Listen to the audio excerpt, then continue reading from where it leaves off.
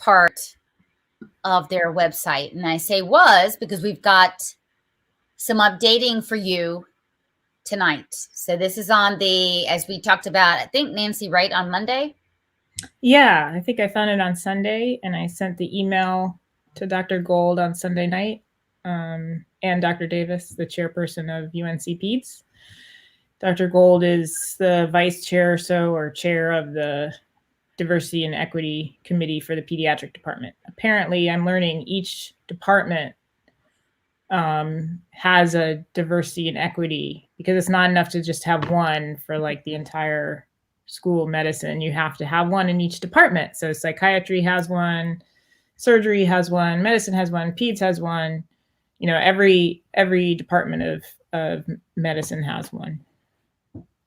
Okay, so they all have one. And so we're talking about UNC. UNC is a very, very big system, you guys. And I think now more than ever, this rings true, is that North Carolina is a state of education and medication, right? We've got tons of medical schools. I think we're one of the, if not besides Massachusetts, one of the largest states in terms of medical schools in the country. We have a very big pediatric program. In other words, I guess what I'm trying to say is that we're the trendsetter, and really in all the wrong ways here. We've had, I mean, you know, critical race theory. We've been on the cutting edge of that. Transgenderism in North Carolina. Everyone thinks that North Carolina is such a conservative state.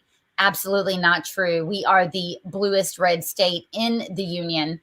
We're really trailblazing here, like I said, in all the wrong ways. So tonight's conversation is going to be relegated just to UNC.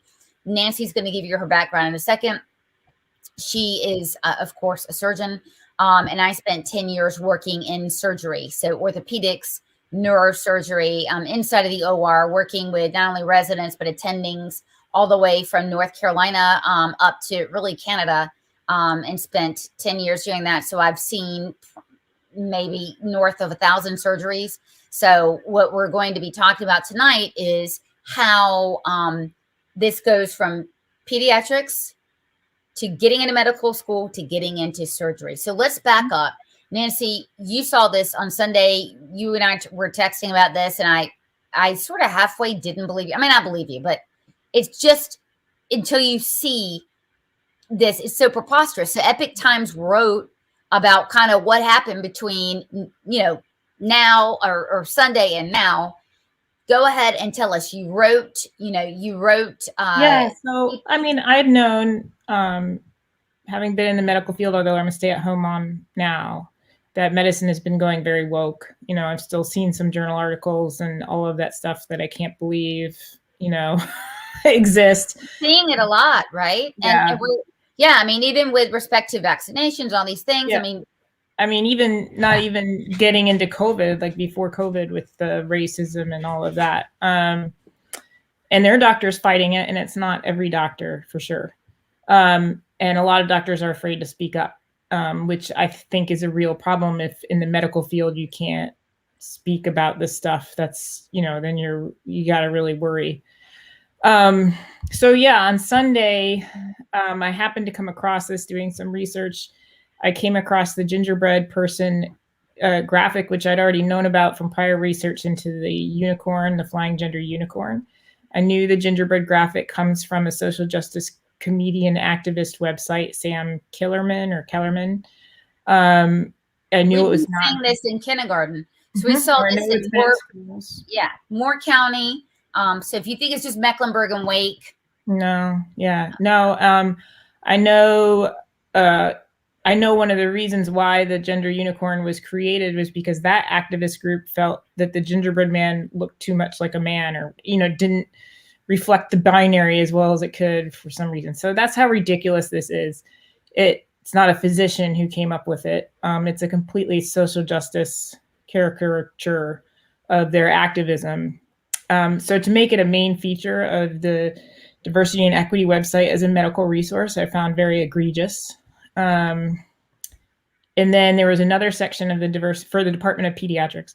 There was another section in the Department of Pediatrics diversity website regarding the tenure situation for Hannah Nicole Jones, but went even beyond that, because they said So a bunch of attendings got together and wrote a letter or something about, her tenure situation, whatever. But they also wrote a statement on the front page of their website that said Hannah Nicole Jones is the model for future generations. And for pediatric physicians to come together and say that on a state public let's website. Let's talk about who. I totally agree. So Hannah Nicole Jones wrote Hannah Jones, sorry. Right. Well, it doesn't matter. She wrote a piece of fiction that is known as the 1619 Project. And she went on to work with the New York Times. The thing is that the New York Times had to retract support for this piece of fiction because it was, as you can imagine, riddled with historical inaccuracies. I mean, blatant ones. And yet, predictably, it won a Pulitzer Prize, and it is critical race theory. So what it is that. So in effect, we've been telling you guys, critical race theory is comprised of two things now we're seeing in school. Transgenderism, okay, always, and then critical race theory, or the underpinning of CRT is that white supremacy, every institution's white supremacist, okay?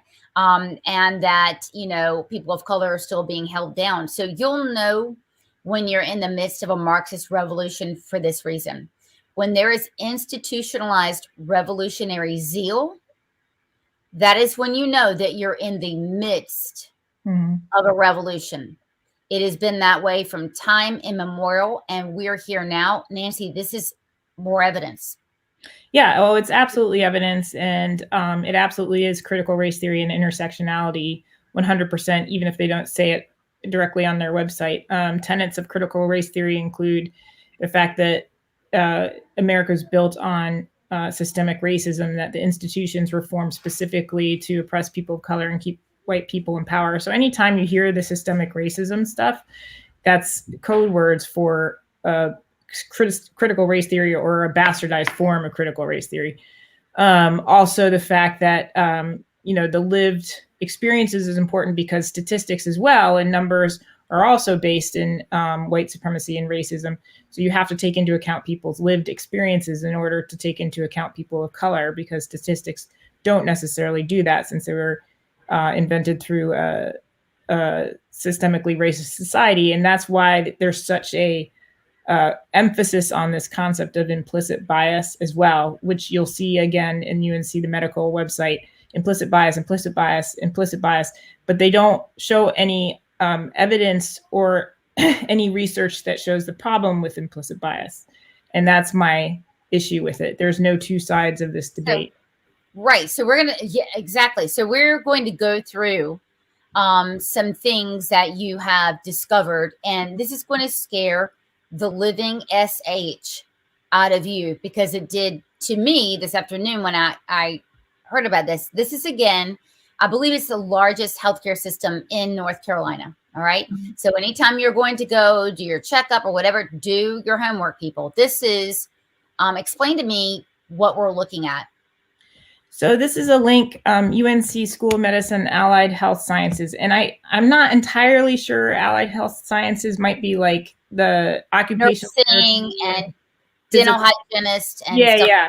But it's still under the School of Medicine. And the other departments, like Department of Pediatrics, Department of Medicine, Department of Surgery, they all link to these resources officially. So even though it's under Allied Health Sciences and not Department of Surgery per se, or Department of Pediatrics, those link specifically to this. So as far as I'm concerned, it's a resource for all of them. Okay. All right. So just when you see dismantling racism, yes, ding, ding, that is critical race theory. So it's very, it's great. I mean, this is horrific, by the way, but it's great that we're going over this now, because next week, or maybe after the holidays, we're going to get into the psychiatry program inside of the schools that everybody thinks is so wonderful. It uses critical race theory. So we've been leading. Yeah, I mean, we've been leading up to that for the last 8 weeks. We've been telling you guys it's here, it's inside of the schools, etc. It's critical race theory that they're using as a means to treat children for behavioral issues. This is the same thing we're seeing here is this dismantle racism. And I'm going to get a few more of them up, Nancy. Yeah, I think the JEDI stands for Justice, Equity, Diversity, and Inclusion, or something like that. You know what's a JEDI trick, Nancy? Is not getting your ass suit off when a patient sees this crap on the website, right? I'm telling you, people are looking for reasons to sue. And all they need is to see this, and they're going to say, hey, or actually, unfortunately, maybe they did get messed up, right, by someone who was racist. I mean, we gotta say it, right? If you got this stuff on the website, tell us what we're looking at here, because it smacks of Orange County to me. I don't honestly. This is part that. So they have something called the JEDI Toolkit. It's JEDI, Justice, Equity, Diversity, Inclusion, which I think is what it stands for. And they have all sorts of resources under this toolkit. This is one of them, and they go into the history of this one particular flag. I don't pay much attention to the different flags. And I think one time I Googled them and there were like 40 of them, which is just insane. But I don't understand why this is a specific, I don't understand why this is on a UNC medicine website. This is a symbol that someone decided would represent a certain section of people. Okay. Like, so how does this have to do with anything, really? I guess you can't say anything because you'll be labeled an ick. That's what Joe just said. Well, you damn right can say something, because I'm here to tell you there are two genders, period, end of discussion. And as much as, and you're going to see that in a second, as much as, UNC Health would rather you not focus on that, we believe science around here, right? I mean, and we talked about this being political. I don't know if it's political, but it's decidedly anti-science. It's anti-science. Well, plus by elevating any one group, I mean, who decided that this flag was represent? I mean, is it really representative of everyone? I guess I just don't understand the emphasis of this. I don't understand. I don't really get it. I mean, so if they put that flag on, then is another group of people going to be upset that that the trans flag isn't on there or something? Or another Confederate flag. There are like 40 different flags for these things. Like, I mean, what are we doing, people, at this point? Really? Like, I don't. Well, we're in a moment here in this country. I think we all know it. It's collective psychosis. So I wrote a piece today, just to it kind of comports with what we're saying. Wake County Public Libraries came out last night and said, hey, we reviewed the genderqueer book, which was in the adult section of our library, and we decided it's inappropriate. Okay, yeah, we knew that, number one. And then number two, we see Wake County saying, you know what, these books are fine here. School board's doing nothing, etc. Orange County Public Schools, they've reviewed the books and said this is hunky-dory for children. And it's just what it is that they're doing it deliberately to piss people off. Anyone that's complaining about it, it's just putting a thumb in their eye. Now, they're doing that in schools. If they're going to try that in medicine, again, institutionalized revolutionary zeal.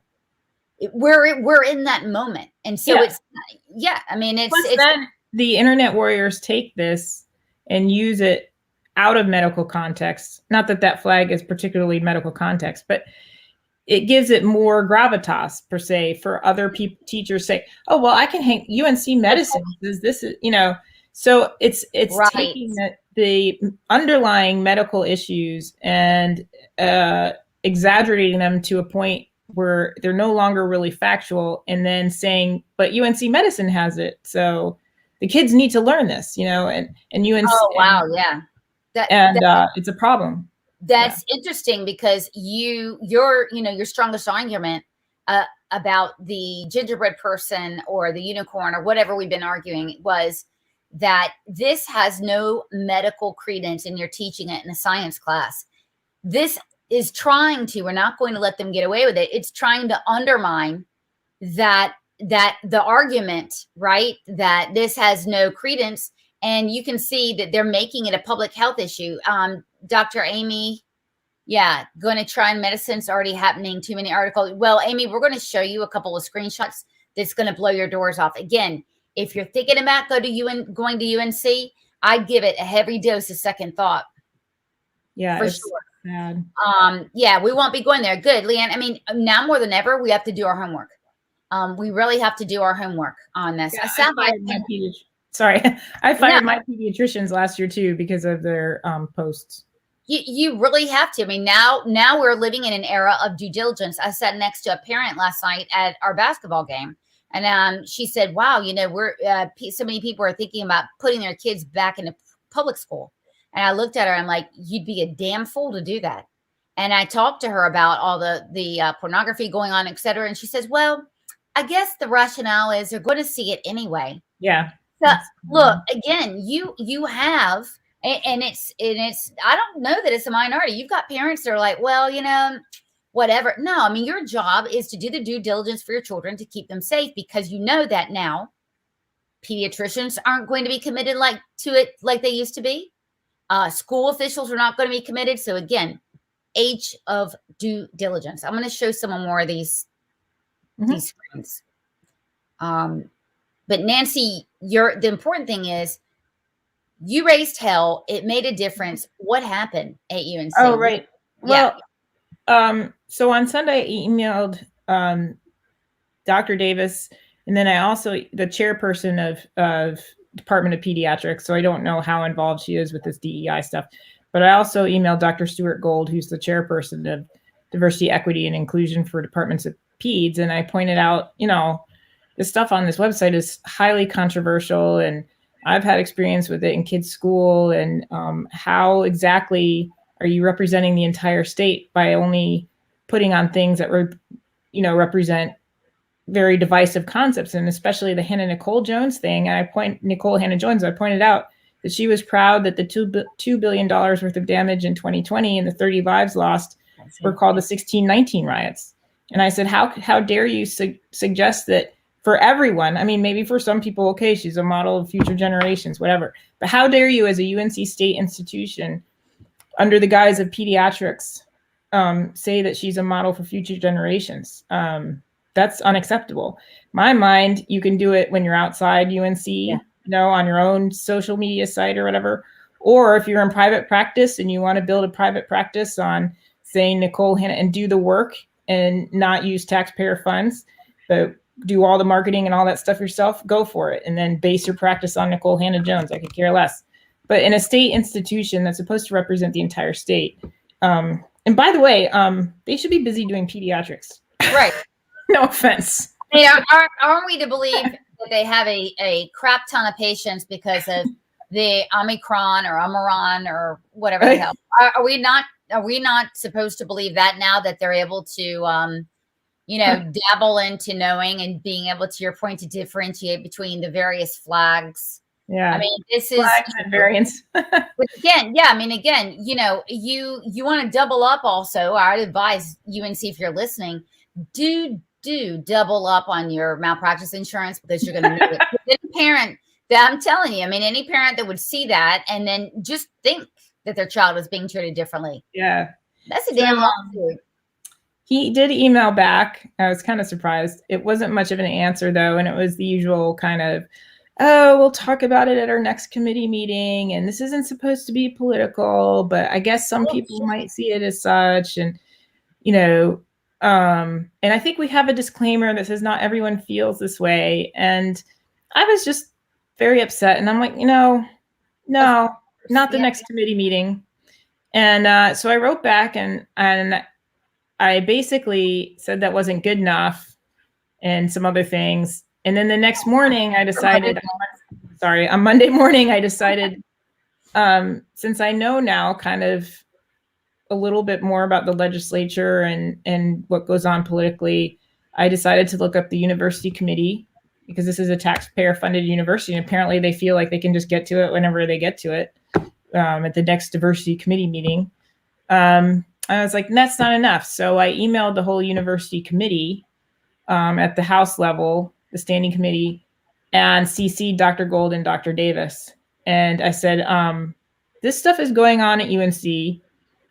Why are these websites on here about Nicole Hannah Jones? And why are we spending state money on this? And aren't they supposed to be physicians for the state, and why are they using the state in the framework of UNC and to push their own political positions or their own controversial opinions that have nothing to do with medicine and other people.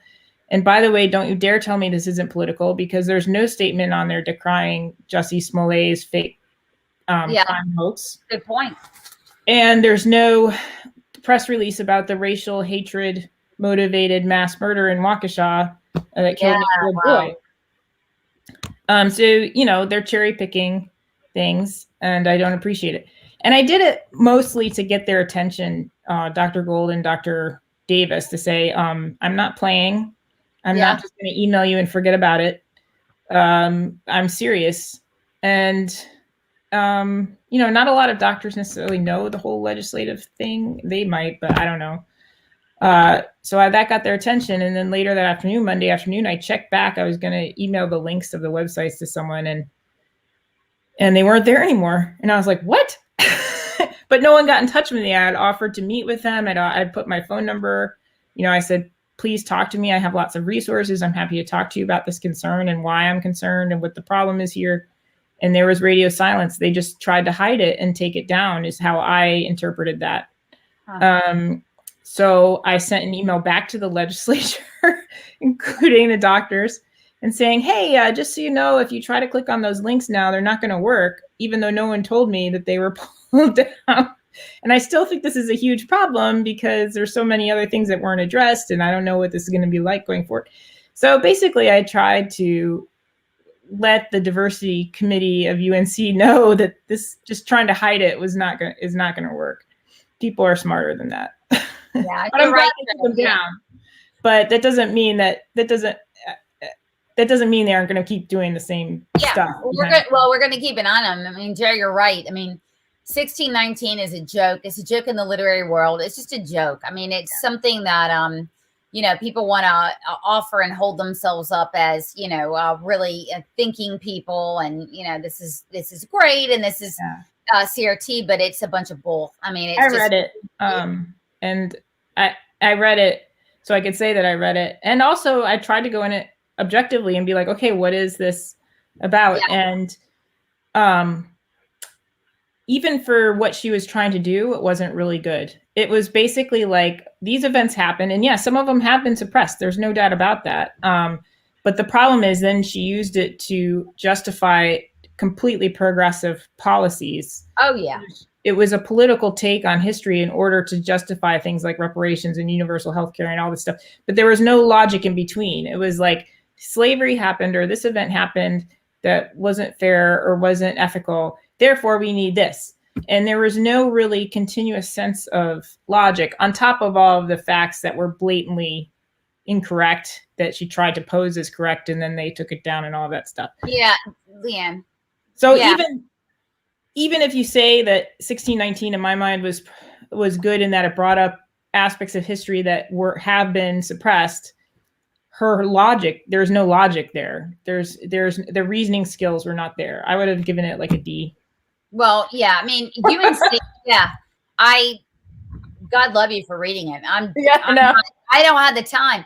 UNC is a very, very anti-Semitic place as well, and they've been dedicated to even bringing in anti-Semitism into healthcare. And I knew that, Amy, you knew that also several years ago. So I thought, you know what, if you're going to bring in open discrimination and hatred towards one type of people, you know what I mean? I mean, that opens it up for this kind of stuff, and this hatred of pretty much all people. Now, like I said, a lot of people, a lot of white people, they go for this stuff. They like it. They think it's fine. But again, we have to be especially even-handed when it comes to healthcare. So I'm going to put up some things and it's so interesting. You spotted this right away, Nancy, because we've been doing this, and they're doing this crap in our schools now.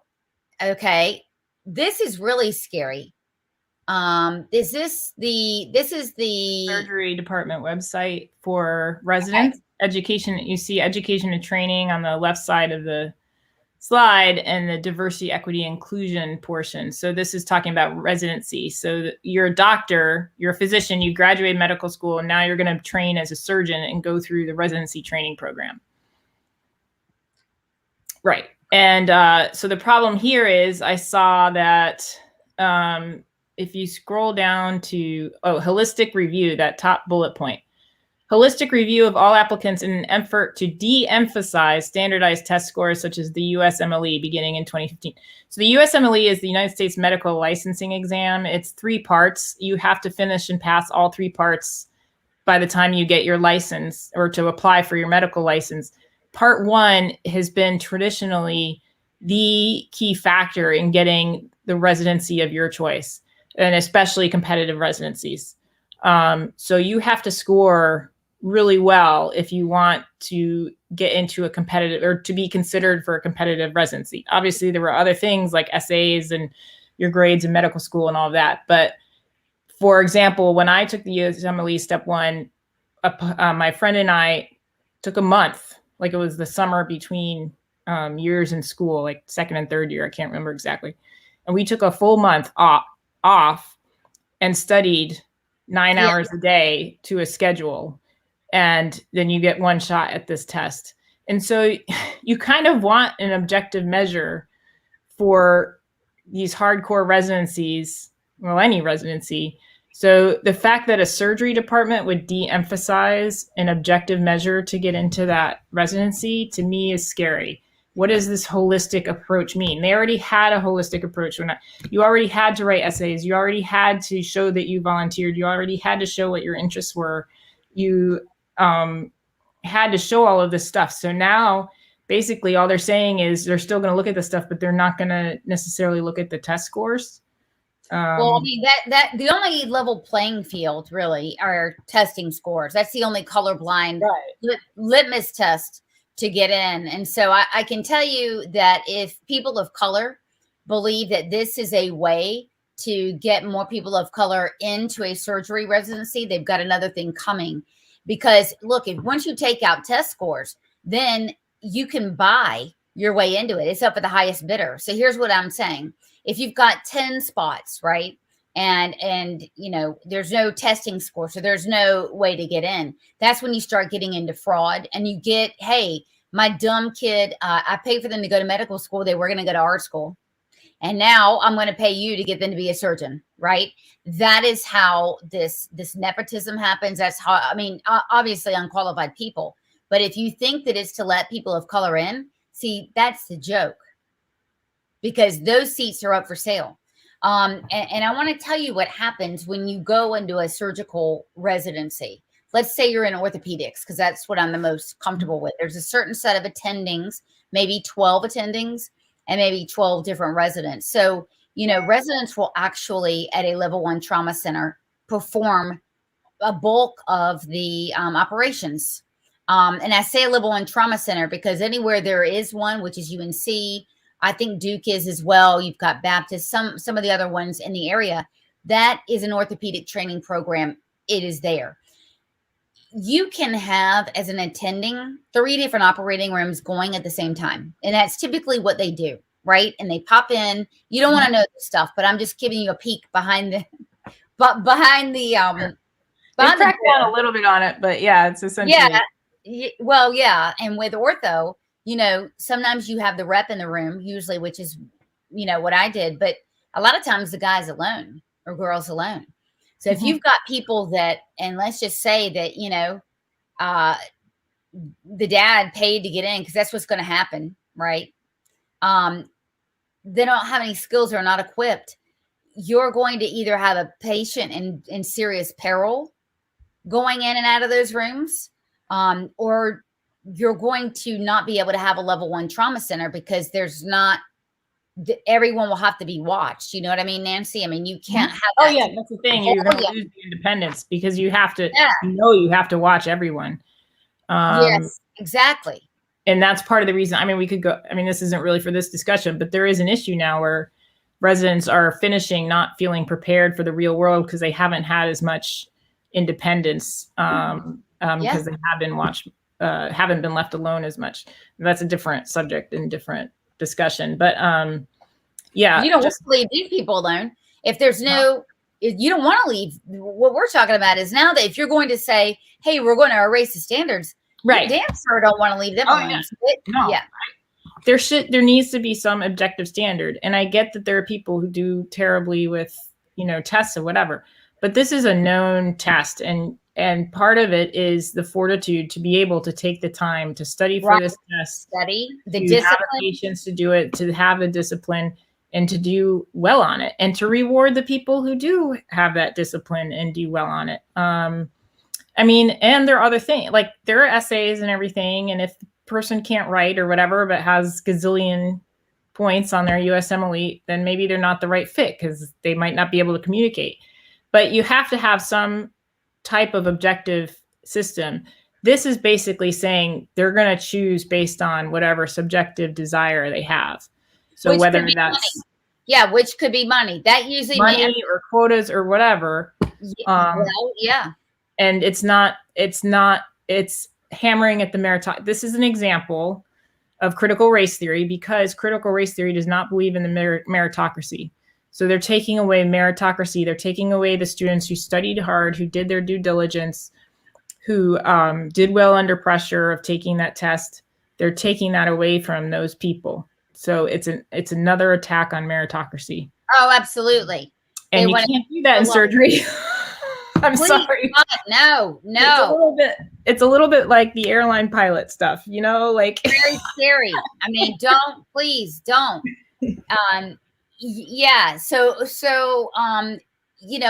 Joe, I know that Joe is running fittingly in Johnston County, Joko, for school board. And is looking for ways to bring merit back. We want to bring in merit and morals back into our school. That's kind of what we want to do. But it's from the top down. And so we've seen the DPI say, hey, guess what? We're going to just fund like 5 people to go through the, to do the gifted program. Meanwhile, right, we want half of your students to qualify. And I think in Wake County, 25%, check this out, 25% of kids in Wake County have been identified as gifted, and 40% are failing. So either that's complete BS, right? Either it's complete BS, or I don't know, what could that be indicative of? That would just prove that teachers aren't effective, right? Or I don't know. Yeah, but this is the problem in the slide you put up before with the white supremacy reference that from the Jedi toolkit. So what that article was characteristics of white supremacy from that dismantling racism activist website. Oh, let me go back to that. This will tie in with that admissions thing. So this person wrote up characteristics of white supremacy, which is reminiscent of what the Smithsonian had put out a couple summers ago with, being on time is whiteness. It's in that realm of whiteness. If that's true, then I'm actually Black, which I have suspected for a while. Yeah, it's so racist because okay, so the list from this article, which is officially on the UNC Medicine. This one? No, I don't know if you have a screenshot of the article itself. It's the one that had the Jedi toolkit stuff. Oh, okay. The Jedi. All right. Let me look for it, guys. All right. That was it. Anyway, so this article that they had from dismantlingracism.org or whatever it was called was the list of characteristics for white supremacy. On that list was a sense of urgency. You're a white supremacist if you have a sense of urgency, which I can tell you in surgery, bet your butt you better have a sense of urgency. Up. Yes. Trauma red coming. Oh, let me just take my time. I wouldn't want to be a white supremacist. Let me just take my time getting. Another characteristic was perfectionism is a sign of white supremacy, according to UNC Medicine. Another characteristic was objectivity. Objectivity is a characteristic of white supremacy, according to this resource from UNC Diversity Medicine website. So if you have a sense of urgency, if you're objective, and if you're a perfectionist, you are a white supremacist. Okay, so Amy, if you're still here, Tima Ocon is somebody we know very well. So look, critical race theory. You do know her, right? I do. Yes. Speaking of anti-Semitic, but yes, and so this is right. So we know this very well. We've seen this going around for a while, but to see it, and by the way, this stuff came up from a couple of freaking lunatics, right? In like 2001, and it was perfected in Chapel Hill and then done at a Jewish day school, actually, that I'm very well familiar with. So this stuff has been brewing for a long time. Amy, tell us what you really think. I know. Thank you. Yes. If you put that slide back up there, you put the screenshot back up there for a minute. I mean, it causes me heartburn because you look at that headline of the article and then right above it says patient care, right? Like up at the top. Oh my God. Clicky UNC and then click to patient care and outreach. And then here's this article on white supremacy culture, which is everything you want in a physician is apparently under white supremacy: urgency, perfectionism. I mean, so any Black doctors, if they're perfectionists, does that mean they're white supremacists as well? I mean, yes. I mean, I'm confused. You know, the Black people that we work with on our team are called white supremacists, and I'm called an anti-Semite pretty much all the time, right? Because that's what crazy people will do. But yeah, I mean, look, let's look at how racist that is. It's so racist. That yes, of course. Just that Black Americans aren't on time. What is it? They're not perfectionists. They're not objective. And that's another one I have an issue with because the emphasis of implicit bias. You have to continually reevaluate your implicit biases. Okay, so what if you reevaluate them so much to the point where you become completely neutral and you have no biases? You're still a white supremacist because objectivity is white supremacy. So how do you negotiate? How does that work exactly? I don't understand. You can't. So you want, so this is, so they want that. So they want people who don't study for exams, mistake-ridden, late, biased surgeons, medical doctors. That's what they want. So Black and brown people are not that. And that's what they want. Everyone. I'm not seeing how, but again, you can't figure this out. I'm not seeing how that ends up as anything but racism, just personified. I'll tell you, we are living through the dumbest part of American history ever. This historical epoch will go down for the absolute worst, which is why we have to keep standing. I mean, education doesn't mean education anymore, Nancy, because that's white supremacy. It means to uneducate, right? And to go on, to your point, the shared narratives. So, and I want to tell you why people are doing that. When you want to counter program people, right? When you're talking about brainwashing or whatever you want to call it, you do not counter program with facts, right? You and I are what we're doing now. It doesn't work. Right. The only thing that works is a narrative. A narrative will counteract or brainwash someone. So if you want to brainwash someone to begin with, you do so with the narrative. 1619 is a narrative. It is there for the purposes of brainwashing, right? And so and what we're saying tonight is, look, in a place it should be fact driven. It should be only facts. We're getting into the narratives now. We're getting into the identity and the what do you call it? Intersectionality. We've been doing that in classes. We've been seeing math go to hell in a handbasket. STEM is gone by the wayside in favor of narratives. Yeah. I mean, this makes me sick. And it makes me sick because personally, when I was there, you know, we all worked our butts off. The attendings were amazing. I didn't feel like anyone was sexist or any of that.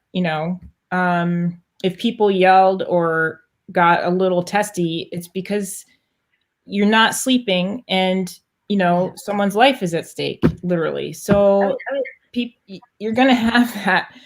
And people worked really hard and they honestly had, I thought, the best intentions. And the training program was excellent when I was there. In terms of board pass rate, so if you become a surgeon, you have to take a written board, the day-long written board, and you also have to take an oral board where you have to fly to a city and go to these hotel rooms and be quizzed on the spot by 2 surgeons, and you have to pass 3 of the 4 rooms or something like that. So it's a major process. And UNC was actually, I don't know what they are now, but they were actually in the top 10 in the country residency board passing rates, higher than Duke. Like Duke was like 75%, UNC was like 90 something. Wow. I went to Duke undergrad, so it's okay. But I'm just saying, like, that residency program knew what it was doing. They were producing quality people who could operate, who could handle high stress situations, and were solid surgeons for the state of University of North Carolina.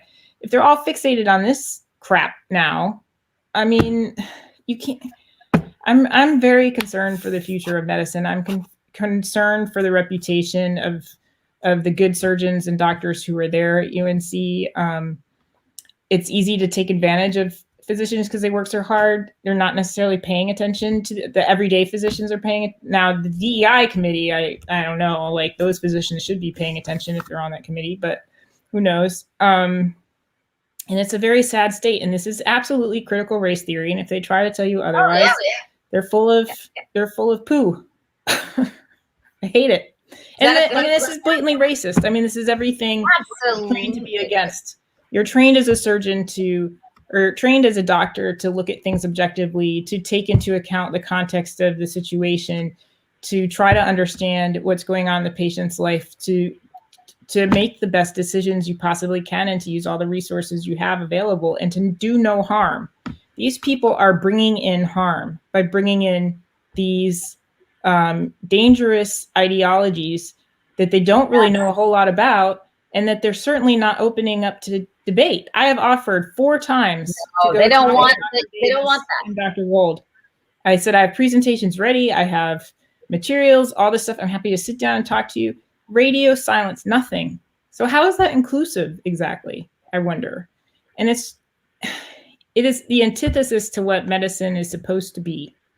And this isn't to say that you can't look at disparities, or you can't look at differences, or you can't examine instances of racism and all of that, or policies that might lead to, what that might be racist or what. This isn't to say that, but this is saying this is a radical take that is racist. You're introducing racism 100%. Into the system, and you're removing the ability of physicians to speak freely, and you're indoctrinating them and not allowing for the open debate they say they have. And these doctors are taking on roles that they have nothing to do with for the state.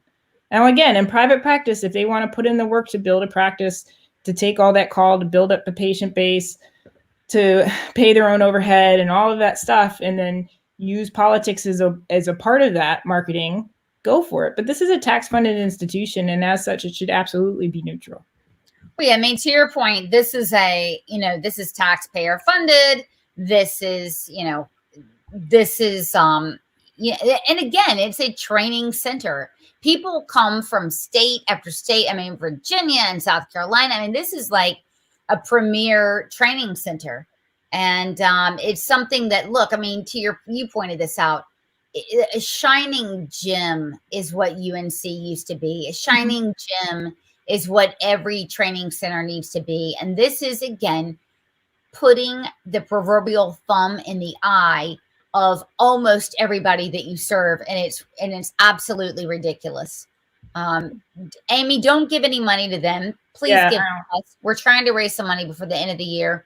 You know that you can send it to Pen and Shield /Education First Alliance. UNC no, they don't need it. They clearly don't give a damn. They just don't. So what we're seeing here, guys, just to wrap it up, is cross-pollination from the education to the healthcare to the education medication.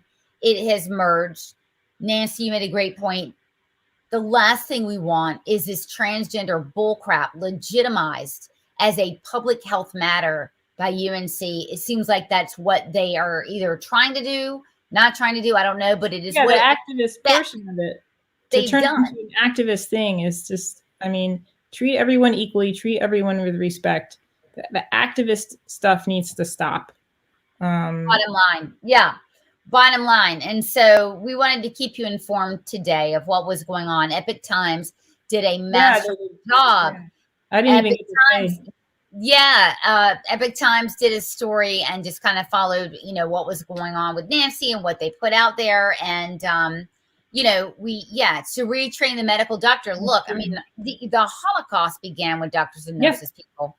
Let's not forget that. Don't ever forget that. And so when you got, again, institutionalized revolutionary zeal, we're seeing it in the military, we're seeing it in the schools, we're seeing that now in healthcare.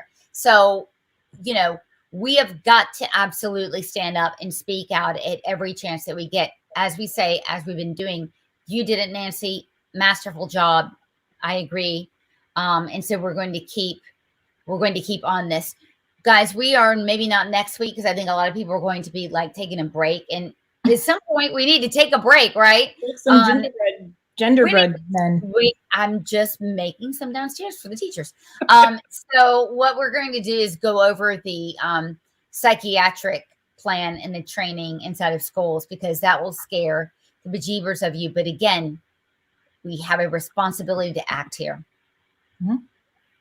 So, all right, guys. Well, have a wonderful night. And I will see you next week. Bye, guys.